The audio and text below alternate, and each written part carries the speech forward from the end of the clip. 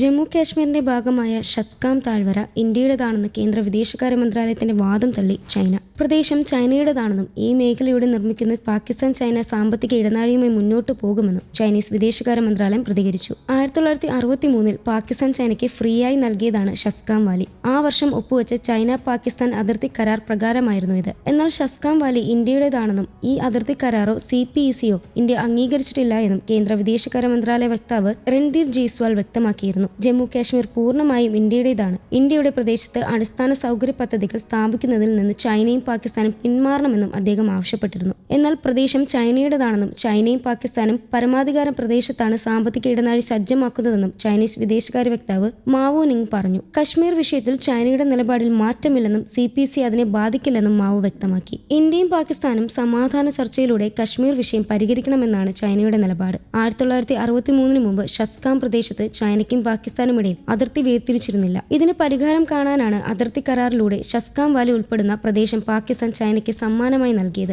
നേരത്തെ CPECയുടെ ഭാഗമല്ലായിരുന്നു ഷസ്കാം. പുതിയതായി ഉൾപ്പെടുത്തിയാണ് ഇതുവഴി ഇടനാഴി സ്ഥാപിക്കുന്നത്. ചൈനയിൽ നിന്ന് പാക് അധീനവേശ കശ്മീരിലൂടെ കടന്ന് ഗ്വാദർ തുറമുഖം വരെ നീളുന്നതാണ് CPEC. ചൈന ബില്യൺ കണക്കിന് ഡോളർ ചെലവിട്ട് നിർമ്മിക്കുന്ന പദ്ധതി പാകിസ്ഥാനും ഏറെ നിർണായകമാണ്. കടക്കണിയിലും സാമ്പത്തിക ഞെരുക്കത്തിലും പെട്ട് തട്ടം തിരിയുന്ന പാകിസ്ഥാന് CPEC പുതുജീവൻ പകരുമെന്നാണ് പാക് സർക്കാർ പ്രതീക്ഷിക്കുന്നത്. ഗ്വാദർ തുറമുഖം നിർമ്മിക്കുന്നതിനും ചൈന തന്നെ. ഇവിടെ ചൈനയ്ക്ക് സൈനിക താവളം ഉണ്ടാക്കുന്നത് ഇന്ത്യയ്ക്കും പാകിസ്ഥാന്റെ അയൽരാജ്യമായ ഇറാനുമേൽ പിടിമുറുക്കാൻ ശ്രമിക്കുന്ന അമേരിക്കയ്ക്കും പാകിസ്ഥാനുമായി സംഘർഷത്തിനുള്ള അഫ്ഗാൻ താലിബാനും വെല്ലുവിളിയാണ്. അതേസമയം കാരക്കോറം മേഖലയുടെ ഭാഗമായി ഇവിടെ ചൈന വ്യാപകമായി സൈനിക ആവശ്യത്തിനുള്ള പദ്ധതികളും സജ്ജമാക്കുന്നുണ്ട്. ഈ പറയുന്ന 1963 അതിർത്തി കരാർ ഇന്ത്യ അംഗീകരിച്ചിട്ടില്ല എന്നും ചൈന പാകിസ്ഥാൻ സാമ്പത്തിക ഇടനാഴി നിയമവിരുദ്ധവും അസാധുവാണെന്നും കേന്ദ്ര വിദേശകാര്യ മന്ത്രാലയം വക്താവ് രൺധീർ ജയ്സ്വാൾ പറഞ്ഞിരുന്നു. CPECയിൽ പുതിയതായി ഉൾപ്പെടുത്തിയാണ് ഷസ്കാം താഴ്വര ഇടനാഴി നിർമ്മിക്കുന്നത്. ജമ്മു കാശ്മീർ, ലഡാക്ക് എന്നിവ പൂർണ്ണമായും ഇന്ത്യയുടെ അവിഭാജ്യ ഘടകങ്ങളാണ്. ചൈന പാകിസ്ഥാൻ അതിർത്തി കരാറോ ചൈന പാകിസ്ഥാൻ സാമ്പത്തിക ഇടനാഴിയോ ഇന്ത്യ അംഗീകരിച്ചിട്ടില്ല.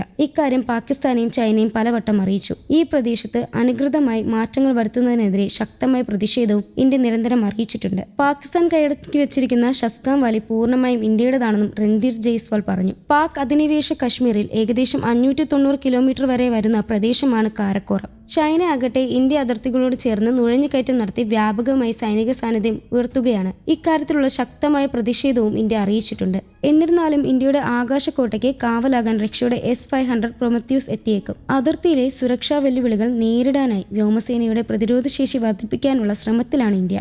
ഇതിന്റെ ഭാഗമായാണ് റഷ്യയുടെ S-500 പ്രൊമത്യൂസ് വാങ്ങാനുള്ള നീക്കം. S-500 2 സ്ക്വാഡ് ഡ്രോണുകൾ വാങ്ങാനാണ് ഇന്ത്യ താൽപര്യപ്പെടുന്നത്. നിലവിൽ ഇന്ത്യയുടെ പക്കലുള്ള 5 S-400 ട്രൈം വ്യോമ പ്രതിരോധ സംവിധാനത്തിന് പകരക്കാരനായല്ല, മറിച്ച് അവയ്ക്ക് കൂടുതൽ കരുത്ത് പകരുന്ന ഒരു അധിക സുരക്ഷാ പങ്കാളിയാണ് S-500നെ സജ്ജമാക്കുന്നത്. 600 കിലോമീറ്റർ ദൂരെ നിന്ന് ലക്ഷ്യങ്ങളെ തിരിച്ചറിയാൻ സാധിക്കുന്ന അത്ര ശക്തമാണ് ഇതിലെ റഡാർ സംവിധാനം. അന്തരീക്ഷത്തിന് 200 കിലോമീറ്റർ മുകളിൽ വരെ ലക്ഷ്യങ്ങളെ തകർക്കാൻ സാധിക്കും. ചൈനയുടെ സെൽത്ത് യുദ്ധവിമാനം ഭീഷണിയെ മറികടക്കാനും S-500ന് സാധിക്കും. ചൈനയിൽ നിന്ന് J-35 എന്ന സെൽത്ത് വിമാനം വാങ്ങാൻ പാകിസ്ഥാൻ പദ്ധതിയിട്ടിട്ടുണ്ട്. സെൽത്ത് യുദ്ധവിമാനങ്ങൾക്ക് 600 കിലോമീറ്റർ അകലെ പോലും തിരിച്ചറിയാൻ ഈ സംവിധാനത്തിന് കഴിയും. വെരി ഹൈ ഫ്രീക്വൻസി റഡാർ സംവിധാനമാണ് S-500ൽ ഉപയോഗിക്കുന്നത്. ഇന്ത്യ പാക് സംഘർഷത്തിൽ മധ്യസ്ഥ അവകാശവുമായി ചൈനീസ് വിദേശകാര്യമന്ത്രി വാങ് യി അവകാശപ്പെട്ടിരുന്നു. ഇന്ത്യ പാക് സംഘർഷം അവസാനിപ്പിക്കാൻ മുൻകൈ എടുത്തുവെന്നും അമേരിക്കൻ പ്രസിഡന്റ് ഡൊണാൾഡ് ട്രംപ് നിരന്തരം വാദം ഉന്നയിക്കുന്നുണ്ട്. ഇതിനിടെയാണ് ചൈനയുടെ രംഗപ്രവേശനം. ഇന്ത്യ പാക് സംഘർഷം ഉൾപ്പെടെ നിരവധി രാജ്യങ്ങൾ തമ്മിലുള്ള പ്രതിസന്ധികൾ ചൈന മധ്യസ്ഥ വഹിച്ചുവെന്നും അദ്ദേഹം അവകാശപ്പെട്ടു. സമാധാനം കെട്ടിപ്പടുത്താൻ ചൈന ശ്രദ്ധ കേന്ദ്രീകരിച്ചെന്നും അദ്ദേഹം കൂട്ടിച്ചേർത്തു. മൂന്നാം കക്ഷി ഇടപെടൽ വിദേശകാര്യ മന്ത്രാലയം പരസ്യമായി തന്നെ തള്ളി. News desk Kerala Kaumudi.